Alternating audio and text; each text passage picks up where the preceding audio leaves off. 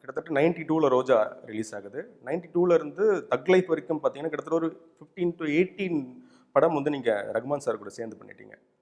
இந்த இவ்வளோ பெரிய ஜேர்னியில் எந்த படத்துலையும் ரகுமான் சாருக்கு ஆல்டர்னேட்டாக உங்களுக்கு யாரும் தோணுதே இல்லையா? அவருக்கு வந்து எனக்கு ஆல்டர்னேட் அவரு ஆல்டர்னேட் தேடவே அவசியமே இல்லை. ஏன்னா வந்து நம்ம நினைச்சதை தாண்டி தான் அவர் கொடுக்குறாரு. நாம வந்து இந்த ஒரு இதுல இந்த சாங் நல்லா இருக்கு போதும்னு சொன்னா கூட அதை தாண்டி இன்னொன்னு கொடுக்க தயாரா இருக்காரு. சில சமயம் அது இங்கேருந்தோ இருப்பாரு, அங்கேருந்து ஃபோன் பண்ணி ஒன்று வச்சிருக்கேன், இது கரெக்டா இருக்குமா பாருங்கன்னு சொல்லிட்டு. ஸோ அந்த மாதிரி அவர் வந்து பண்ணதையே பண்ண ஆசைப்பட மாட்டார், புதுசா பண்ணணும்னு நினைப்பாரு.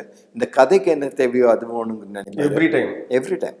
இது அவர் ஒரு ரொம்ப நல்ல டியூனா இருக்கும், ஆனா எனக்கு இதுல சரியா வரலன்னா அவரை தப்பாவே நினைச்சுக்க மாட்டார். ஸோ அது இந்த கதைக்கு என்ன உனக்கு என்ன தேவையோ அதுதான் போகணும் அப்படிங்கிற இதில் இருந்தது. ஸோ அவர் கூட ஒர்க் பண்ணும்போது ரொம்ப ஈஸி. அவர் ரொம்ப வந்து ஒரு டைரக்டருக்கு ரொம்ப ஃப்ரெண்ட்லி. நம்ம என்ன கேட்டாலும் அந்த வழியில் போகிறதுக்கு தயாராக இருப்பார். இப்போ கண்டிப்பாக